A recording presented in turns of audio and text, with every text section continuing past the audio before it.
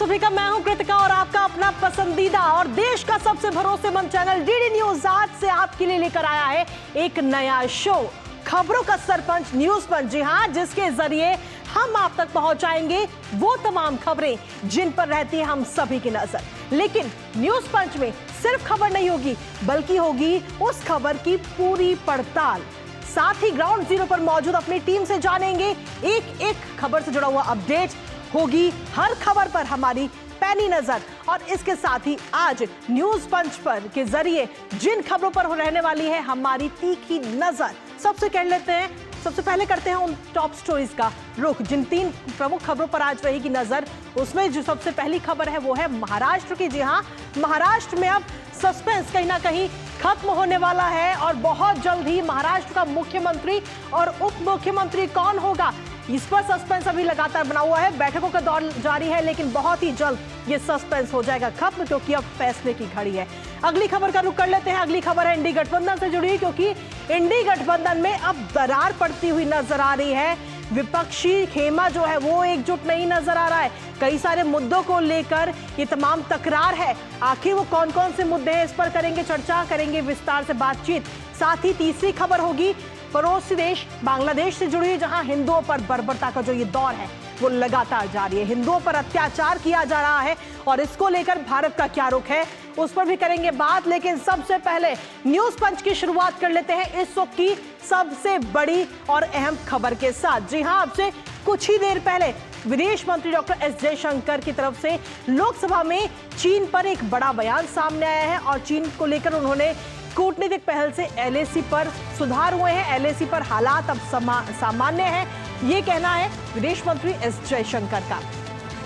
Disengagement अब पूरा हो चुका है और ये बड़ी खबर आप तक पहुंचा रहे हैं, जहां अब से कुछ ही देर में लोकसभा में ये बयान सामने आया है एस जयशंकर का। उन्होंने कहा कि चीन से हमारी बात जो है वो लगातार हो रही है और दोनों देश सीमा विवाद खत्म करने पर अब सहमत हो गए, यानी कि भारत और चीन का जो सीमा विवाद चल रहा है वो अब बहुत जल्द खत्म हो जाएगा। शांति बहाली के लिए सेना को भी श्रेय एस जयशंकर देते हुए नजर आए। दोनों देश सीमा विवाद खत्म करने को लेकर प्रतिबद्ध हैं। तो ये बड़ी खबर सबसे पहले न्यूज पंच के जरिए हम आप तक पहुंचा दें, क्योंकि अब से कुछ ही मिनट पहले ये बयान सामने आया है विदेश मंत्री डॉक्टर एस जयशंकर का। लोकसभा में ये बयान दिया है उन्होंने और लोकसभा में इस बयान को लेकर के अब चर्चाएं बहुत ज्यादा गर्म हो जाएंगी। अब से कुछ ही देर में कूटनीतिक पहल से एलएसी पर हालात कहीं ना कहीं सुधरे हैं। एक समय वो था जब लगातार चीन को लेकर विपक्षी दल हमलावर होते हुए नजर आ रहे थे, लेकिन अब आज कहीं ना कहीं हालात लगातार सुधर रहे हैं। तो ये थी बड़ी खबर और इसके साथ ही अब वापस रुक करते हैं हमारे न्यूज पंच का और न्यूज पंच के जरिए सबसे पहले रुक कर लेते हैं पहली खबर का, जो है महाराष्ट्र से जुड़ी। महाराष्ट्र में चल रही सियासी हलचल पर सबसे पहले बात करेंगे, जहां शिंदे की अब मंत्रालयों को बड़ी मांग हो रही है। दरअसल महाराष्ट्र विधानसभा चुनाव के नतीजों में महायुति को प्रचंड बहुमत तो मिला और तब से लेकर के अभी तक लगातार बैठकों का दौर भी जारी है और मुलाकातों का सिलसिला भी जारी है। फॉर्मूला भी तय हो चुका है, पर अभी तक मुख्यमंत्री और उप मुख्यमंत्री के नाम की आधिकारिक घोषणा नहीं की गई। हालांकि चर्चाओं का दौर भी गर्म है। शपथ ग्रहण की तारीख और जगह का ऐलान भी कर दिया गया। तैयारियां जोरों शोरों से वहां की जा रही हैं। इसके साथ ही अजीत पवार कल से लेकर अभी तक दिल्ली में मौजूद हैं। दूसरी तरफ एकनाथ शिंदे बड़े मंत्रालयों की मांग कर रहे हैं। उधर महाराष्ट्र में कल विधायक दल की अहम बैठक भी होनी है, जिसमें विधायक दल का नेता चुना जाएगा और इन्हीं सभी घटनाक्रमों के बीच ये जरूर साफ हो गया है कि मुख्यमंत्री भारतीय जनता पार्टी का ही होगा, पर कौन होगा इस पर सस्पेंस अभी भी बना हुआ है। हालांकि फैसले की घड़ी अब बेहद ही नजदीक है। तो ये तो रहा अभी तक का घटनाक्रम, लेकिन इसके साथ ही आज की अगर हम बात करें तो आज क्या कुछ घटनाक्रम रहा है ग्राफिक्स के जरिए, उस पर भी हम नजर डाल लेते हैं। और इसी बीच बड़ी खबर का सबसे पहले रुख कर लेते हैं, जो महाराष्ट्र से ही जुड़ी सबकी बड़ी खबर आ रही है। महाराष्ट्र की सियासत से जुड़ी बड़ी खबर, जहां एकनाथ शिंदे बन सकते हैं महायुति गठबंधन के अध्यक्ष। ये बड़ी खबर आप तक पहुंचा रहे हैं। जी हां, एकनाथ शिंदे से जुड़ी ये बड़ी खबर है, जहां देवेंद्र फडणवीस को मुख्यमंत्री पद की कुर्सी मिल सकती है, क्योंकि उनका जो उम्मीदवारी वो प्रबल उम्मीदवार के तौर पर देखी जा रही है। इसके साथ ही केंद्रीय मंत्री रामदास अठावले की तरफ से ये बड़ा बयान अब से कुछ ही देर पहले सामने आया। महाराष्ट्र की सियासत से जुड़ी सबकी सबसे बड़ी खबर आप तक पहुंचा रहे हैं। दरअसल केंद्रीय मंत्री जो रामदास अठावले, उनसे बातचीत की है डीडी न्यूज ने और इस दौरान उन्होंने बड़ा बयान दिया। एकनाथ शिंदे को अध्यक्ष बनाया जा सकता है, साथ ही देवेंद्र फडणवीस को मुख्यमंत्री की कुर्सी यानी कि जिम्मेदारी दी जा सकती है। केंद्रीय मंत्री रामदास अठावले की तरफ से ये बड़ा बयान सामने आया। हालांकि इसको लेकर महायुति में बैठकों का दौर भी लगातार जारी है। महाराष्ट्र की सियासत जुड़ी पल पल की अपडेट डीडी न्यूज के जरिए आप तक लगातार हम पहुंचा रहे हैं। तो महाराष्ट्र में मंत्रालयों को लेकर महायुति में मंथन भी किया जा रहा है। ग्राफिक्स के जरिए एक बार हम नजर डाल लेते हैं आज के पूरे घटनाक्रम पर, क्योंकि आज दोपहर 3 बजे सीएम आवास पर महायुति की ये अहम बैठक होने जा रही है और इस अहम बैठक में कहीं ना कहीं चीजें लगभग साफ हो जाएंगी और इस बैठक में एकनाथ शिंदे भी शामिल हो सकते हैं। साथ ही आपको बता दें कि शिवसेना जो लगातार कई बड़े मंत्रालयों की मांग कर रही है, क्योंकि मंथन अब इसी चीज पर हो रहा है, जो पेच फंसा हो वो इसी बात पर है कि इसको कौन सा मंत्रालय मिलेगा। केंद्रीय पर्यवेक्षक विजय रूपाणी ने कहा है कि भाजपा सबसे बड़ी पार्टी बनकर उभरी है, जो हमने देखा। इसके साथ ही उन्होंने कहा कि मुझे लगता है कि इस बार बीजेपी से कोई सीएम बनेगा, ये विजय रूपाणी ने भी साफ कर दिया है। हालांकि देवेंद्र फडणवीस को लेकर चर्चाओं का जो दौर है वो लगातार गर्म है। तो ऐसे महायुति में बैठकों का दौर लगातार जारी है। दोपहर 3 बजे सीएम आवास पर महायुति की ये बैठक होनी, देवेंद्र फडणवीस के नाम पर मोहर लग सकती है, क्योंकि प्रबल दावेदारी देवेंद्र फडणवीस की ही नजर आ रही है। साथ ही अगर हम महाराष्ट्र की बात करें तो उनके आवास के बाहर भी भीड़भाड़ का जो सिलसिला है वो भी जारी है। समर्थक काफी संख्या में उनके घर के बाहर नजर आ रहे हैं। तो ऐसे में देवेंद्र फडणवीस के नाम पर मोहर लग सकती है। लेकिन साथ ही केंद्रीय पर्यवेक्षक विजय रूपाणी ने बड़ी बात कही। उन्होंने कहा कि भाजपा सबसे बड़ी पार्टी बनकर उभरी है। तो चलिए महाराष्ट्र में और क्या कुछ हो रही है ताजा हलचल, उसको लेकर के सीधा रुख कर लेते हैं। इस वक्त हमारे सहयोगी का योगेश शीतल इस वक्त हमारे साथ जुड़े हुए हैं, साथ ही हमारे सहयोगी नीरज सिंह भी इस वक्त जुड़े हुए हैं। सीधा सबसे पहले योगेश आपका रुख करेंगे, क्या कुछ अभी तैयारियां वहां पर की जा रही हैं, जहां 5 तारीख को यानी कि परसों शपथ ग्रहण समारोह होना है, लेकिन अभी तक सीएम और डिप्टी सीएम के नाम का आधिकारिक घोषणा नहीं हो पाई है। योगेश। देखिए कृतिका, अगले 24 घंटे में इन नामों की घोषणा हो जाएगी। जो प्रक्रिया है वो फिलहाल चल रही है। प्रक्रिया से यहाँ मेरा मतलब उस मंथन का है जिसका दौर पिछले कुछ दिनों से चल रहा है। सभी को लूप में लेने का, सबको विश्वास में लेने का, जिस तरीके का समन्वय हमने देखा है चुनाव से पहले ही भारतीय जनता पार्टी, शिवसेना और एनसीपी में रहा है, उसी तरीके का समन्वय का माहौल फिलहाल है। क्योंकि अगर आप शिवसेना की तरफ से देखिए तो संजय सिरसाट जो कि शिवसेना के बड़े नेता माने जाते हैं, उन्होंने सीधे तौर पर कहा है कि एकनाथ शिंदे से किसी भी चीज को लेकर मिसअंडरस्टैंडिंग नहीं है। हालांकि फिलहाल शिंदे की तबीयत खराब है, उनको एक निजी हॉस्पिटल में ले जाया गया है। उनका थोड़ा रूटीन चेकअप जो है वो हो रहा है थ्रोट इन्फेक्शन की वजह से, और उनको फीवर भी कुछ दिनों से रहा है। तो कोई अंडरस्टैंडिंग मिसअंडरस्टैंडिंग वैसी सिचुएशन है नहीं। लेकिन हाँ, जैसा कि आपने सही भी कहा कि 2 पर्यवेक्षक जो कि केंद्र ने नियुक्त किए हैं, विजय रूपाणी और निर्मला सीतारमण, ये आज शाम तक यहाँ पे आएंगे और उसके बाद जो है कल विधायक दल की जो बैठक है भारतीय जनता पार्टी की, उसमें काफी चीजें साफ हो जाएगी। उसके बाद जो संभव है वो कि राज्यपाल के पास जाएंगे और फिर सरकार बनाने का दावा जो है वो पेश हो सकते हैं। दूसरी तरफ अगर आजाद मैदान की तरफ देखें, जहां पे पूरा शपथ ग्रहण का समारोह होना है, वहां पे पूरी तैयारियां चल रही है। मंत्रालय में जो मुख्य सचिव हैं, साथ में जो डीजीपी हैं रश्मि शुक्ला, सब सारे जो आला अधिकारी है राज्य के, उनके नेतृत्व में बैठक चल रही है। जो प्रबंधन कैसा होगा, व्यवस्था कैसे होगा, क्योंकि 40,000 के करीब लोगों के आने की संभावना है। बड़ी संख्या में लाडली बहन भी आएंगी। लाडली बहन योजना का चूंकि काफी डिसेसिव इंपैक्ट पड़ा था इस पूरे चुनाव में, जैसा कि जानकारों ने कहा था, तो लाडली बहन आएंगी और अलग अलग मंच बनाए गए हैं, जिसमें साधु संतों के लिए मंच होगा, जो पीएम है, डिग्निटरीज हैं, कई सारे स्टेट के सीएम हैं, वो आएंगे। इसके अलावा कल्चरल इवेंट जो है वो भी, जो सांस्कृतिक कार्यक्रम है वो भी रखा गया था। कुल मिलाकर बहुत अच्छे तरीके से तैयारियां की जा रही है, काफी धूमधाम से, जिस तरीके हमने 2014 में देखा था जब देवेंद्र फडणवीस पहली बार मुख्यमंत्री बने थे, तब किस तरह से वानखेड़े स्टेडियम में एक बहुत बड़ा कार्यक्रम, रंगारंग कार्यक्रम जो है वो वहां पर किया गया था। तो उसी तर्ज पर कोशिश की जा रही है बिल्कुल बड़ा कार्यक्रम यहाँ पर किया जाए। यानी कि अगर सीधे तौर पर हम देखें तो शपथ ग्रहण तो भव्य होने जा रहा है, लेकिन वो कहते हैं ना कि बारात तो तैयार है पर दूल्हा कहाँ है, दूल्हा कौन होगा, इस पर सस्पेंस अभी भी लगातार बना हुआ है। साथ ही आपसे ये भी जानना चाहेंगे योगेश कि मंत्रालयों को लेकर कई सारी बातें, जो अफवाहें हैं, उनका बाजार पूरा गर्म हो रखा है। मंत्रालयों की मांग एकनाथ शिंदे की तरफ से भी की जा रही है, साथ ही अगर हम देखें तो बाकी जो अन्य दल हैं वो भी लगातार मंत्रालयों की मांग कर रहे हैं। तो ऐसे में मंत्रालयों को लेकर मंथन है और शायद यही वजह है, यही पेच फंसा हुआ है। देखिए, महाराष्ट्र में कुल 43 मंत्रालय की क्षमता है, 43 मंत्री जो है हो सकते हैं। वैसे में अगर आप सीट के अकॉर्डिंग देखें तो चूंकि मेजर स्टेक जो है वो बीजेपी का है, तो एक एज ए पार्टी बीजेपी चाहेगी कि सबसे ज्यादा जो एटलीस्ट 21 या 22 के अराउंड जो है सीट्स जो मंत्रालय वो उनको मिले।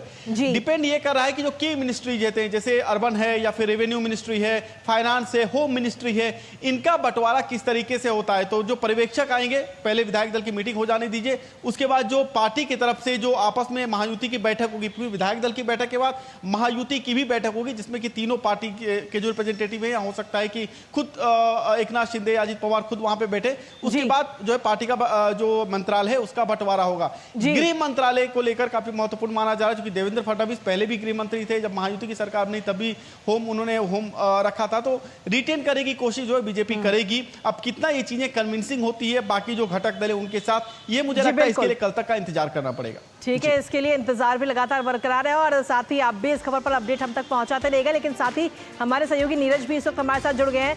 नीरज, आपके पास क्या कुछ अपडेट्स है, क्योंकि अब से कुछ ही देर पहले रामदास अठावले की तरफ से बड़ा बयान सामने आया कि महायुति गठबंधन के अध्यक्ष का नाम के ऐलान कहीं ना कहीं उन्होंने कर दिया है। कौन होंगे अध्यक्ष और क्या कुछ बातचीत में उन्होंने और अहम बातें कही अपनी? देखिए, रामदास अठावले की तरफ से स्पष्ट तौर पर कहा गया है कि देवेंद्र फडणवीस जो महाराष्ट्र के जो सीएम हैं वो हो सकते हैं पार्टी की तरफ से। एक तो उनको अनुभव रहा है और दूसरा आप देखें कि जिस तरह से कैंपेन लगातार चलाया गया और देवेंद्र फडणवीस आगे बढ़कर इस कैंपेन का नेतृत्व भी करते रहे। दूसरा आप देखें कि उप मुख्यमंत्री रहे एकनाथ शिंदे की सरकार में। यही कारण है कि रामदास अठावले का ये कहना है कि सबसे ज़्यादा जो चांस है वो देवेंद्र फडणवीस के ही हैं मुख्यमंत्री बनने के लिए। और आज शाम को विजय रूपानी पहुंचेंगे, कल सुबह निर्मला सीतारमण मुंबई पहुंचेंगी, उसके बाद विधायक दल की बैठक होगी।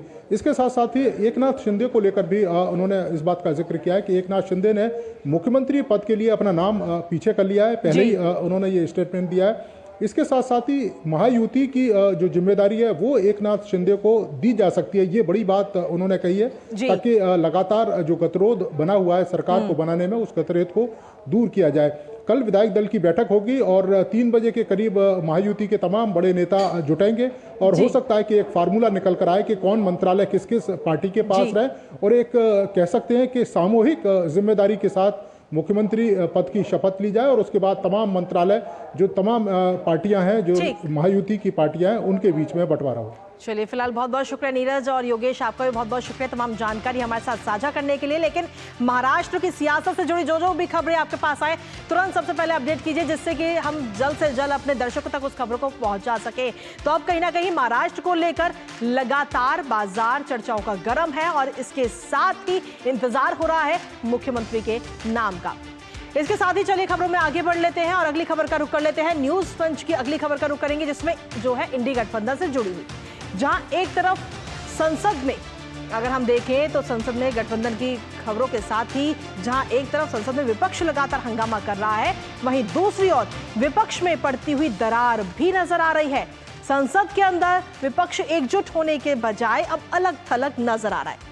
कांग्रेस ने संसद परिसर में विरोध प्रदर्शन किया, लेकिन इस दौरान गठबंधन के जो तमाम बाकी अन्य दल हैं वो कहीं ना कहीं इस विरोध प्रदर्शन से काफी दूरी बनाते हुए नजर आए हैं। और गठबंधन के अंदर जारी इस खींचतान के पीछे की वजह है सदन में उठने वाले मुद्दे, चाहे कांग्रेस हो, समाजवादी पार्टी हो या फिर कोई अन्य दल हो, हर कोई अपना मुद्दा सदन में उठाना चाहता है। आखिर मुद्दों को लेकर विपक्षी गठबंधन में सहमति क्यों नहीं बन पा रही है, इस पर करेंगे अपने संवाददाता से चर्चा। लेकिन उससे पहले आपको दिखाते हैं कि आखिर कौन सी पार्टी कौन कौन से अहम मुद्दे उठाना चाहती है। और सीधी सी बात है कि अपने फायदे के लिए जो तमाम राजनीतिक दल हैं वो अपने अपने मुद्दों को संसद भवन में उठाना चाहते हैं, लेकिन गठबंधन कहीं ना कहीं एकजुट फिलहाल नहीं नजर आ रहा है। क्योंकि कांग्रेस की अगर हम बात करें तो कांग्रेस अडानी और ईवीएम का मुद्दा सदन में उठाना चाहती है, और इसके साथ ही टीएमसी की बात करें तो महंगाई, बेरोजगारी, किसान और उर्वरक के मुद्दे पर सदन में चर्चा चाहती है। अन्य विपक्षी दलों की अगर हम बात करें तो किसान, संभल हिंसा और मणिपुर के मुद्दे पर जो तमाम अन्य दल हैं वो चर्चा चाहते हैं। तो ऐसे में अलग अलग मुद्दों को लेकर कहीं ना कहीं इंडी गठबंधन में जो ये बढ़ती हुई दरार है वो नजर आ रही है। अब ऐसे में ये दरार खत्म होगी या नहीं, क्योंकि कौन पार्टी अलग अलग मुद्दे तमाम जो दल हैं वो उठाना चाहते हैं। अन्य विपक्षी दल हैं वो किसान, संभल हिंसा और मणिपुर का मुद्दा उठाना चाहते हैं, तो वहीं कांग्रेस अड़ी हुई है कि सदन में अडानी का मुद्दा और साथ ही ईवीएम का मुद्दा उठाया जाए। हालांकि टीएमसी जनता से जुड़े हुए मुद्दे, महंगाई, बेरोजगारी, किसान और उर्वरक जैसे मुद्दों पर चर्चा चाहती है। तो ये तमाम वो मुद्दे हैं जिनकी वजह से कहीं ना कहीं इस पूरे इंडी गठबंधन में खटास पड़ती हुई नजर आ रही है। इसके साथ ही अगर हम देखें तो अडानी मुद्दे पर इंडी गठबंधन में भी फूट पड़ गई है। जैसा हम आपको लगातार बता रहे हैं कि इंडी गठबंधन में के अंदर फूट तो पड़ गई है, लेकिन वो खत्म कैसे होगी? इंडी गठबंधन की बैठक में टीएमसी ने हिस्सा ही नहीं लिया। इस बैठक से दूरी बनाती हुई टीएमसी यानी कि तृणमूल कांग्रेस नजर आई। पहले की कई बैठकों से भी तृणमूल कांग्रेस पे किनारा करती रही है और इस बार एक बार फिर से किनारा किया गया। संसद के कई मुद्दों पर विपक्षी गठबंधन में भी असहमति है, जो हमने आपको दिखाया कि किस तरीके से अलग अलग मुद्दे तमाम राजनीतिक दल उठाना चाहते हैं सदन में। सदन की कार्यवाही सुचारू रूप से चलाना तो चाहते हैं, लेकिन कहीं ना कहीं मुद्दों को लेकर तकरार नजर आ रही है। महाराष्ट्र में करारी हार के बाद गठबंधन की जो अंदरूनी कलह है वो अब खुलकर नजर आ रही है। समाजवादी पार्टी कह रही है कि इंडी गठबंधन को रणनीति पर विचार करना चाहिए। साथ ही आम आदमी पार्टी और कांग्रेस ने दिल्ली को लेकर भी जो गठबंधन था उसमें अलग अलग चुनाव लड़ने का ऐलान कर दिया है। यानी कुल मिलाकर हम देखें तो गठबंधन जो कि 2024 में लोकसभा चुनाव से पहले हुआ था वो अब अलग थलग पड़ता हुआ नजर आ रहा है। इसी पर कर लेते हैं हमारे संवाददाता से बातचीत, जो कि हम कुमार आलोक हमारे साथ इस वक्त जुड़ गए हैं।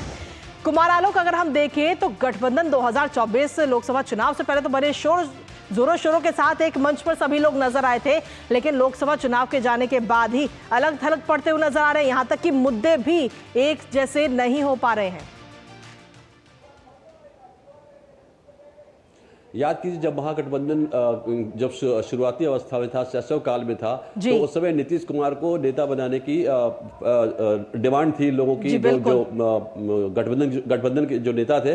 लेकिन वहां ममता बनर्जी अड़े थे। ममता बनर्जी ने विरोध किया था और ममता बनर्जी ने कहा था कि खड़गे को इस यूनिट का अध्यक्ष बनाया जाए। तो पहले दिन से ही खटास और खटपट होती रही है और खासकर इस संसद जो विंटर सेशन है इसमें कई बार यानी पाँच दिनों से लगातार लॉकडाउन रहा।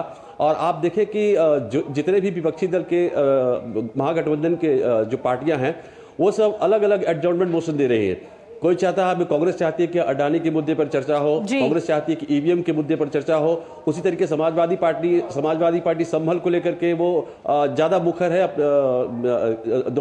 दोनों सदनों में। तो अब आप देखें कांग्रेस एक तरफ अडानी से चर्चा की मांग करती है और उनके जो सदस्य मानकम टैगोर जो उनके सचेतक भी हैं, उन्होंने जो आज एडजॉर्नमेंट मोशन दिया है कि काम सारे विधायी कार्य को ठप करके इस विषय पर चर्चा कराई जाए। तो विषय क्या है? जो फेंगल तूफान आया है तमिलनाडु और पुडुचेरी में, तो कांग्रेस सदस्य उन्हीं की पार्टी एक तरफ अडानी पर चर्चा करने की मांग कर रही है और उन्हीं की पार्टी के जो मानकम टैगोर है वो कहते हैं कि हम इस पर अविलंब चर्चा कराया जाए फेंगल तूफान पर। तो अभी देखिए तृणमूल कांग्रेस की ओर से भी आज स्टेटमेंट आया कि ममता बनर्जी को गठबंधन का नेता बना देना चाहिए क्योंकि कांग्रेस में अब वो ताकत नहीं रही। तो ये तमाम जो बयान आ रहे हैं मतलब एक दूसरे से मेल नहीं खा रहे हैं और यही कारण है कि कल जब अगर फिर एडजॉर्नमेंट मोशन देते हैं विभिन्न महागठबंधन के विभिन्न पार्टी के जो लोग हैं वो उनका फिर कल क्या होता है ये देखने वाली बात होगी।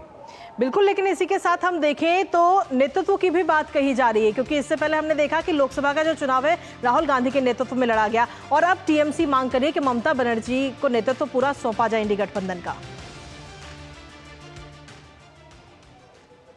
देखिए कांग्रेस की जो हालत रही है, अगर हम कहें कि कांग्रेस जब भी अपने बलबूते जहां पे रहती है, यानी कि हरियाणा में आपने देखा कि हरियाणा में जब कांग्रेस चुनाव लड़ रही थी विधानसभा का चुनाव, तो वहां पर आम आदमी पार्टी भी सीटों की मांग कर रही थी। कुछ सीटें मुलायम सिंह की पार्टी समाजवादी पार्टी भी अपनी मांगे रख रही थी सीटों के लिए, लेकिन वहां कांग्रेस ने एकदम आप कहें तो सीधा नकार दिया। और अगर हम उसके पहले मध्य प्रदेश के चुनाव की बात करें तो वहां भी विधानसभा चुनाव में कांग्रेस के साथ गठबंधन की बात हो रही थी समाजवादी पार्टी की, लेकिन वहां पर कमलनाथ जो समय के मुख्यमंत्री पद के दावेदार थे अपनी पार्टी की ओर से, तो उनका कहना था कि हु इज अखिलेश, कौन वखिलेश। तो जहां पर कांग्रेस मजबूत होती है वहां पर अपने गठबंधन की याद उससे नहीं आती है, लेकिन जहां पर कमजोर होती है वहां पर उसे गठबंधन की याद आ जाती है। चाहे अगर हम यूपी की हम बात कर लें, हम बंगाल की बात कर लें, वहां पर कांग्रेस को गठबंधन चाहिए, बिहार में कांग्रेस को गठबंधन चाहिए, झारखंड में कांग्रेस को गठबंधन चाहिए, लेकिन जहां वो मजबूत है या जो मजबूत होने की कोशिश करती है वहां कांग्रेस अपनी चालें चलती है।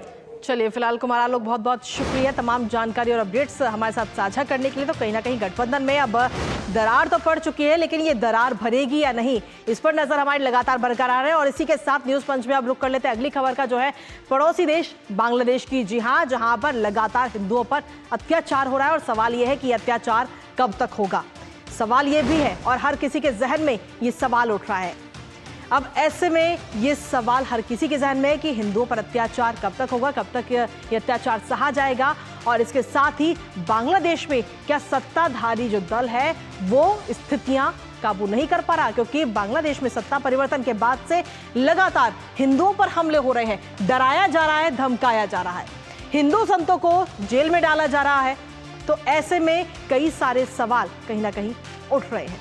इसके साथ ही हम देखें तो बांग्लादेश से आ रही तमाम तस्वीरों में ये जरूर साफ हो गया है कि यूनूस सरकार सत्ता चलाने में असमर्थ नजर आती है, क्योंकि बांग्लादेश में जो मौजूद हिंदू हैं वो इस वक्त सुरक्षित बिल्कुल नहीं है। अल्पसंख्यक हिंदू हैं वहां पे, लेकिन सुरक्षा बिल्कुल ना के बराबर है। और ऐसे में अल्पसंख्यक हिंदुओं को सुरक्षा आखिर कब मिलेगी?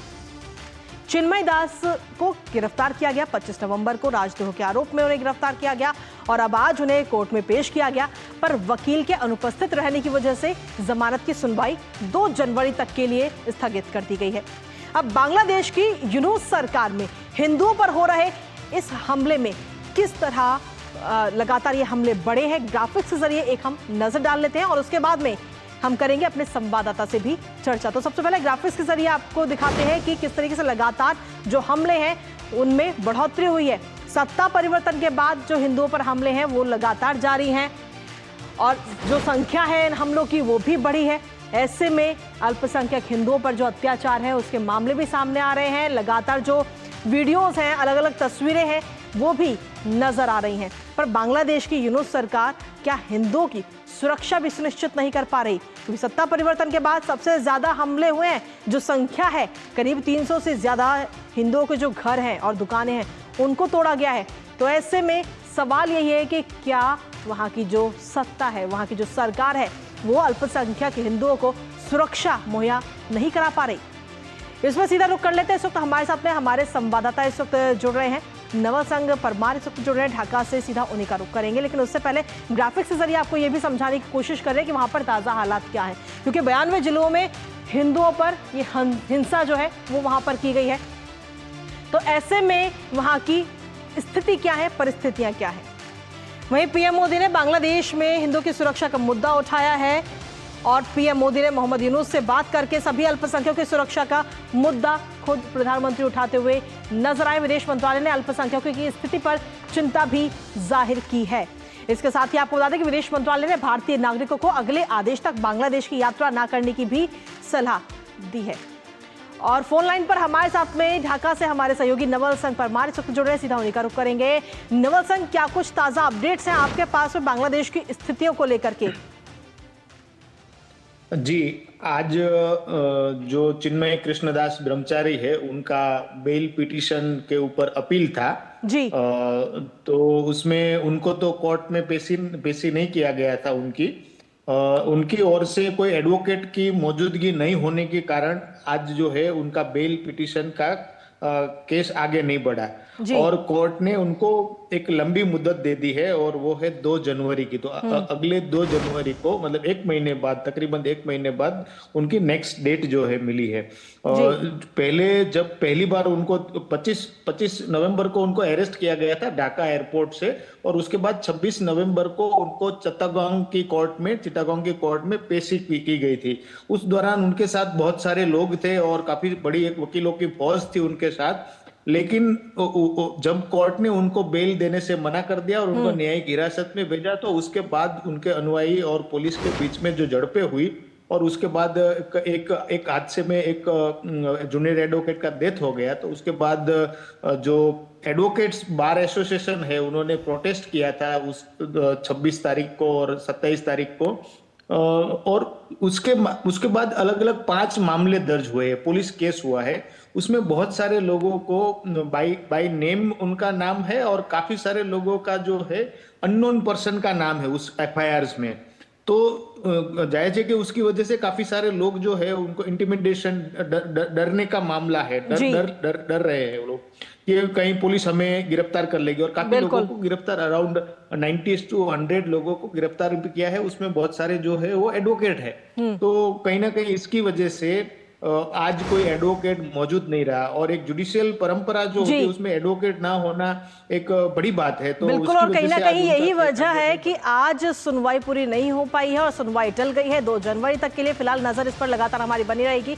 लेकिन साथ ही नवल संघ, आपका बहुत बहुत शुक्रिया तमाम जानकारी और अपडेट्स हमारे साथ साझा करने के लिए। तो बांग्लादेश में जो हिंदुओं पर अत्याचार हो रहा है उसकी एक तस्वीर भी हम आप तक लगातार पहुंचा रहे हैं, लेकिन सवाल अभी भी लगातार यही है कि आखिर ये अत्याचार और कब तक होगा, ये सवाल अभी भी लगातार बना हुआ है। और इसी के साथ फिलहाल अब वक्त हो चुका है आपसे विदा लेने का, लेकिन विदा लेंगे इस वादे के साथ, क्योंकि अगली सुबह यानी कि कल सुबह फिर होगी 10:30 बजे आपसे मुलाकात न्यूज पंच के जरिए और तमाम अन्य खबरों के साथ। लेकिन इसी के साथ फिलहाल मुझे और हमारी टीम को दीजिए अनुमति।